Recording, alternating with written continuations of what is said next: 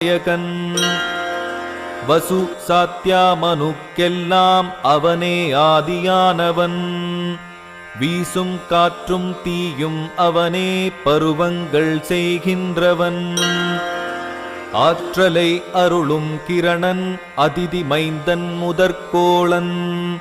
கீற்றன பொன்னொளி வீசி காலை பொழுதை தருகின்றவன்.